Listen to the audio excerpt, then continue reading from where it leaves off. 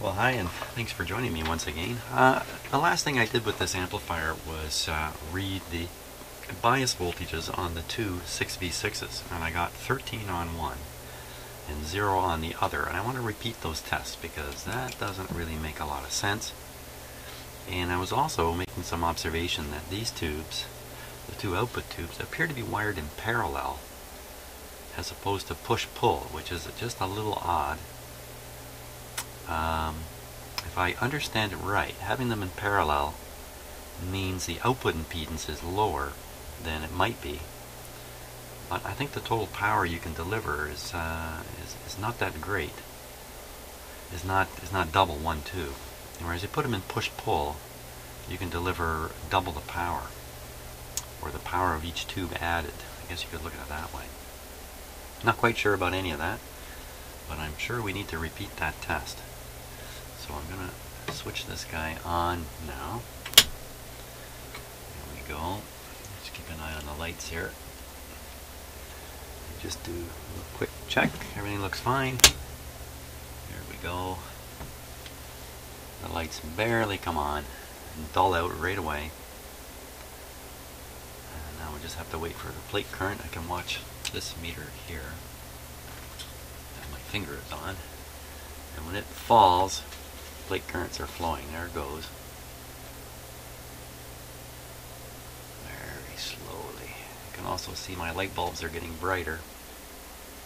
And I'm suspicious that this is mainly because of excessive plate current in one of these output tubes, and the strange bias measurement supports that, but I have my doubts, so I want to repeat it. I believe it was pin 5, but let's take a look here. 6. Yes, pin 5 is the grid. Pin 8 is the cathode. So I should really read between the cathode and the grid. It's really the best way to do this, so let's do that. Okay, so we're on the 200 volt scale. That should be plenty. Pin 5. We'll start with this one here. 1, 2, 3, 4, and 5. 6, 7, and 8.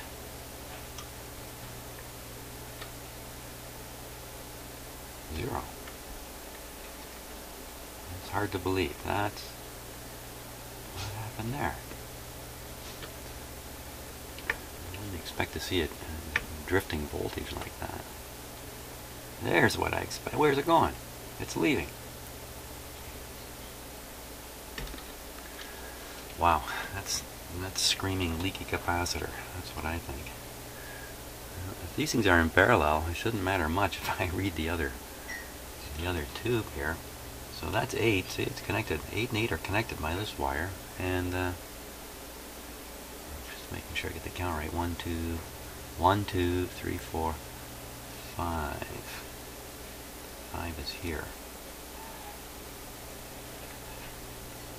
So there's the 13. I have the negative lead to the grid. So that means the cathode is positive of the grid by 13 volts. That's exactly what you want to see. Now if I go to this other one,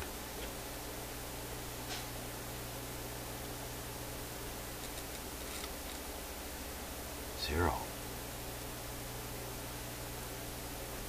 Yeah. Okay, that's not a good sign at all. Hey, where'd that come from? What's going on there? How come it's coming and going?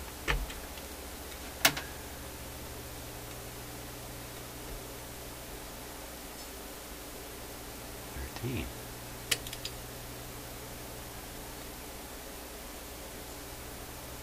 Zero is always a suspicious reading in a situation like this. I don't know why I was getting so many zeros when I was doing this before.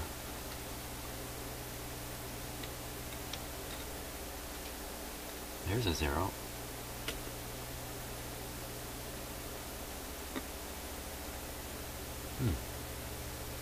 Just heard a little tiny pop too when I did that.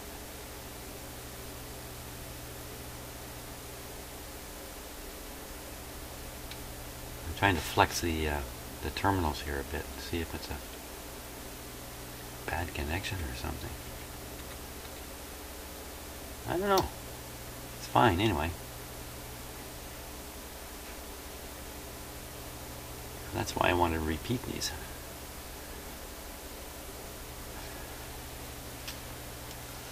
Well, seems fine. The 13 volt bias matches what the hey, let's check something else out here. Oh, a couple more things to check out. I've got this thing on restricted power. Let's just slow the boat down here. On restricted power, reading the positive supply voltage, right off scale here, of course. Let's try it again.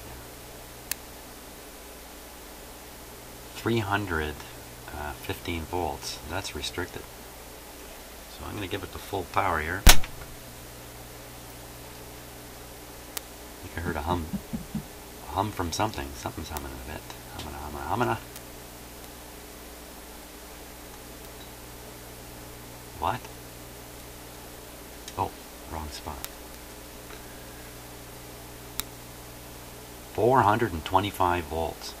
Wow! That's big. That's big.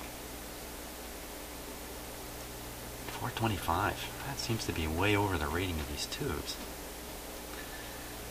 And so my supply voltage, line voltage today is 123. So that's not outrageous. Let me put a clip lead on here. Strange things happening. Well, this isn't strange. There's nothing strange about this.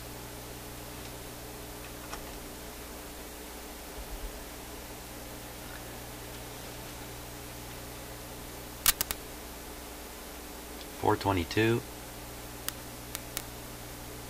300. Conceivably, there's 422 volts on the plate of these tubes. Let's see what's on the plate here. Oh, let's do this right. 6V6. And the plate is pin number 3. Pin number 3. So 3 is 1, 2, 3. 450. And going up. 460. Wow. Listen, this is a dangerous guy here. You don't want to get a shock off that. That's for sure. Man. Now I'm scared. 1, 2, 3.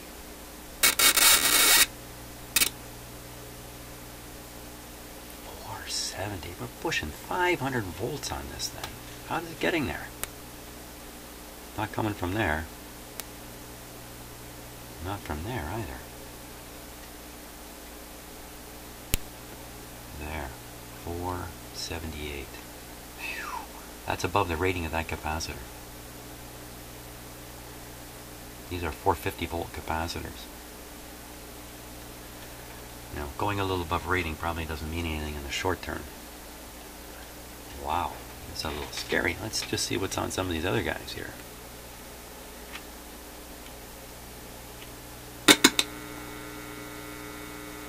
$118, 0, 310. These are 600 volt capacitors. Almost 0.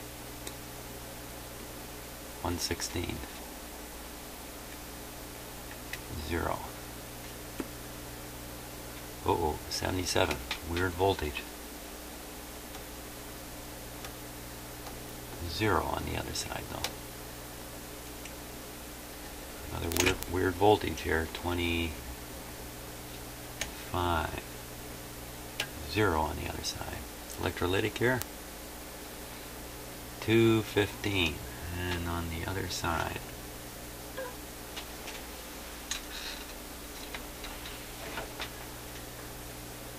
Zero. 80. Another weird voltage. Uh-oh. Uh-oh. That didn't look good. We got 80 on this side, and the other side Nothing. So I think that one's leaking. And just the meter was enough to bleed down the charge on it. And there's an electrolytic up here. One on one side.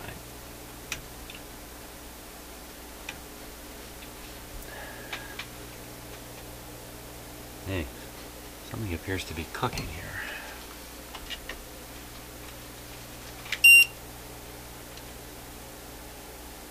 Okay, so we got 92 degrees on the on that big white resistor there. Now, I checked this pretty thoroughly and got no temperature rise on it before. I didn't really run this guy at full blast here. Let's see if I can. There, you can see the readings if I hold it like that. 86, 93, 91 centigrade. So that's already hot enough to burn you if you touch it hard. Around 50 degrees C, things get uncomfortably hot to keep at least my finger on. And much above that, when you're around 60, you can't keep your finger long enough to really sense how hot things are. So a 60 feels like an 80. But up around 100, you're... Uh-oh. Don't like this. Don't like that.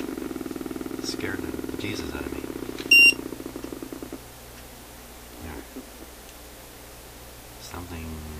okay. Something didn't like that for a short while. That was kind of weird. It was kind of weird. Just looking for anything else that might be. Some of these resistors are getting a little warm, but nothing serious. Something right in here. Probably that resistor there.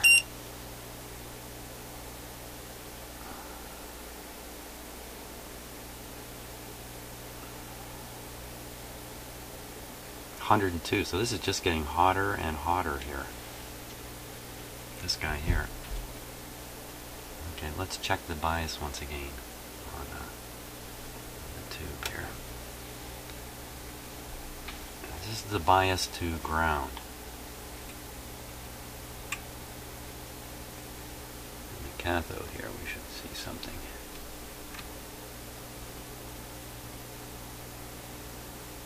$27.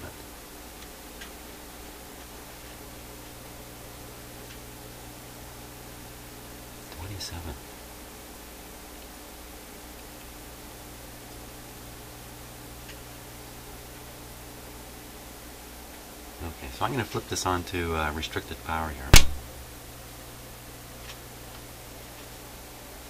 Just to calm things down a bit, because I'm a little worried.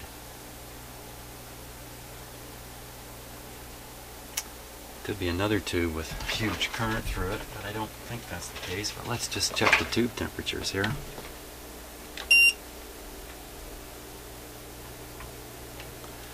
$55, $49,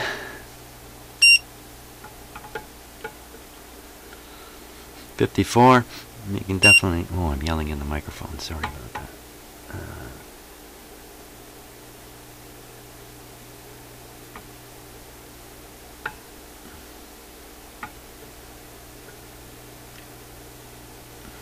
$82.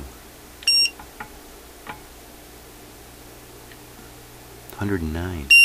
It's the same tube. 205. Sorry, I'm yelling again, but I'm getting 250 degrees. Okay, so the outside, I'm going to turn it right off. The outside of one of the... let's do this properly. It's switched off now, so I don't have to worry about it. Man alive. Don't touch anything. Okay, big transformers, just lukewarm. Here we go again. You can watch it this time. 54.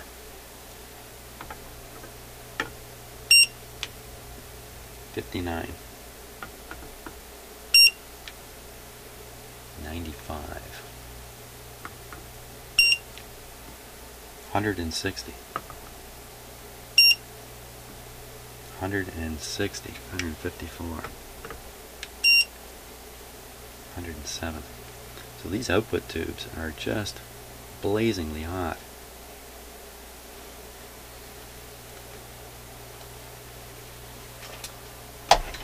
"27 volts on them." What was that all about? Now, let me think about this just for a second here. 27 volts was red.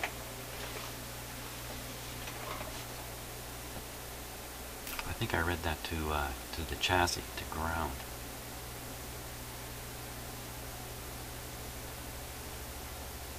Why would there be such a high voltage there? Okay, so let's spot, if we can, a cathode resistor. Ah, you know what? A bunch of, there's all kinds of wires disappearing underneath this board. And then they're connected to these components, but who knows where those wires run under that board. Yikes. So what are the chances? This is the,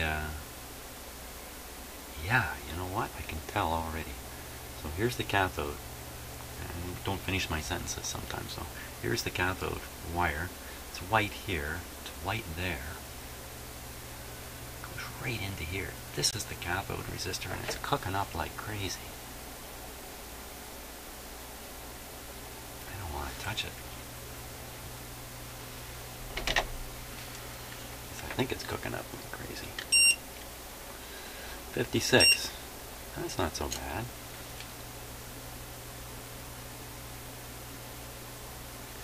Well, look at the challenge here. The rating of the resistor has been burned off the front of it. I can't read it.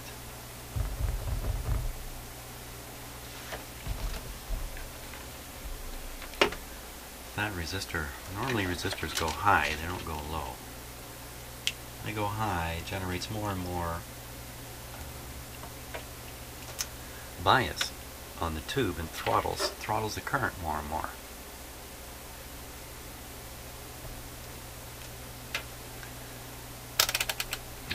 Let's check and make sure there's no voltage here.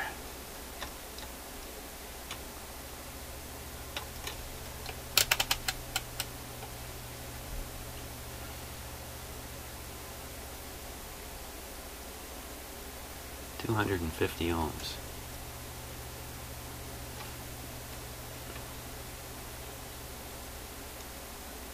$250 ohms.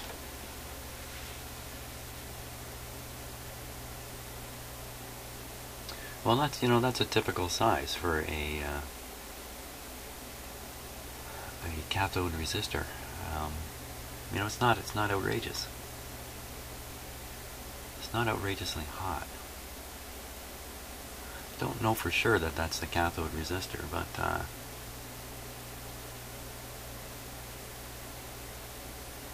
be pretty surprised if it wasn't.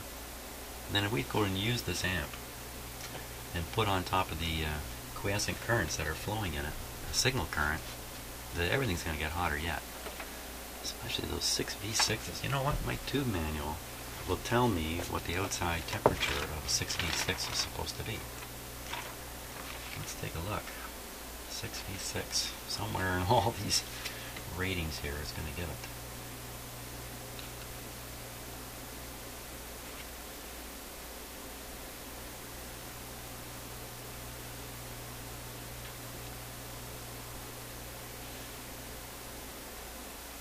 Maximum ratings.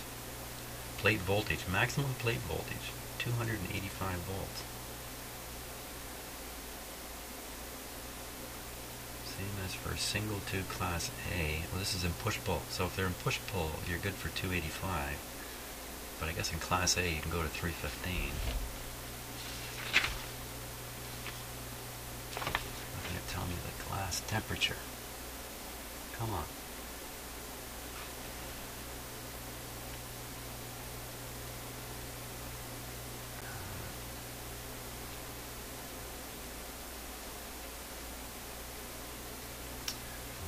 Got everything here but